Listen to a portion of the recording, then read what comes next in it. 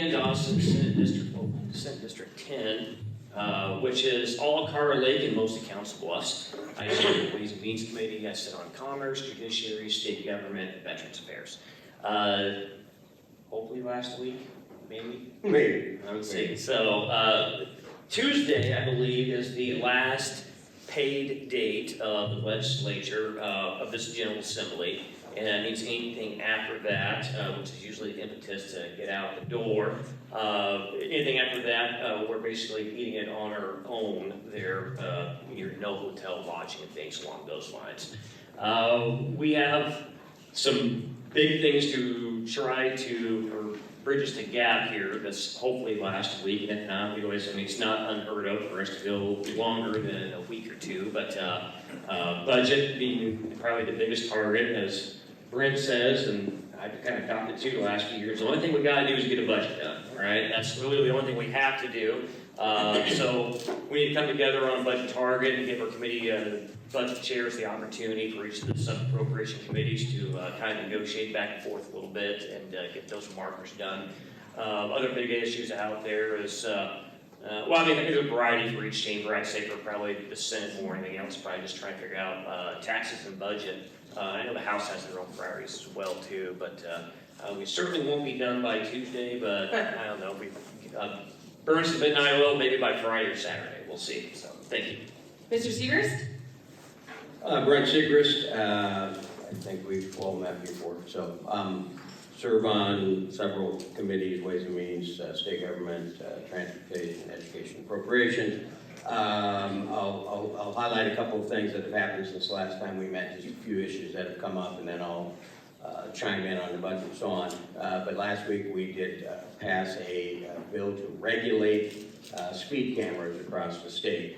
That's an issue in Council Bluffs. We have traffic cameras here, red light cameras, which I don't know how many of you have gotten a ticket, but I have, and it makes me drive much more carefully.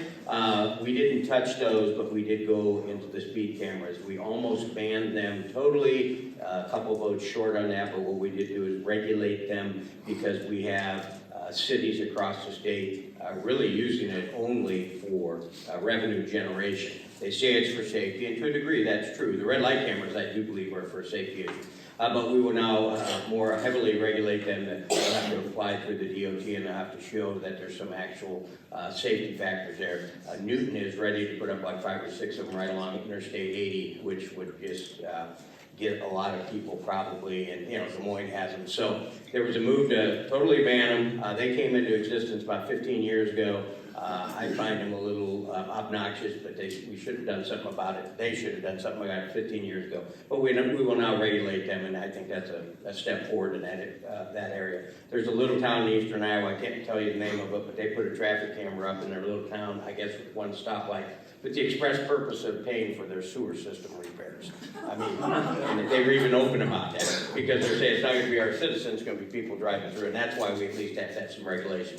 The governor signed last week some foreign land ownership law. We have pretty strict foreign land ownership of our farmland already. This added to that law to make sure it's even more difficult for a China or somebody else to be buying any of our farmland. And so we've tightened down some of those restrictions. One of the big issues we have yet to get through, which has some controversy attached to it, is a revision of the boards and commission across the state of Iowa. We have hundreds of those boards and commissions.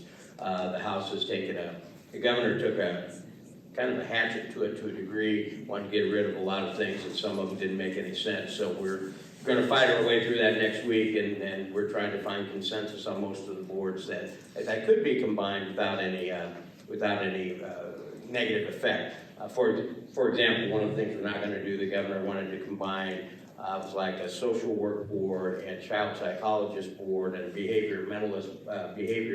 mental health behavioralist board, and those are all kind of different things, and we didn't think that made any sense, so we're not going to do that. So we're working our way through that issue. As for what we have left to do, some bills like the boards of commission, and then as Dan said, the budget. I think you guys passed one, but I think you passed a RIP budget last week. We'll be debating budgets tomorrow, Monday in the House. There are 7, I think, budget bills that we'll have to get through. We're about $80 million apart between the House and the Senate, and so we have to work our way through that. And with that, we could get done next week, I doubt it. But if we got to some quick agreements on Monday and Tuesday, which is possible, but usually doesn't happen, we could be done by Friday or Saturday. But if I had to bet my house, I'd say it'd probably be the week after on a Tuesday or Wednesday. There's probably 6 or 7 good hard days left of things that we have to do. So with that, that will be the emphasis for the next, hopefully, 7 to 10 days. Perfect, thank you both so much. Before we get to the audience questions. Oh, before, I'm sorry, Representative Winchell, who represents part of Pocatello County, but has all of Harrison County and so on, had another forum to go to. Representative Turek wasn't sure he's gonna be here. I talked to him, this wasn't originally on his calendar, so apparently he couldn't make it, but we did talk, and he was gonna try to make it, but he had another conflict.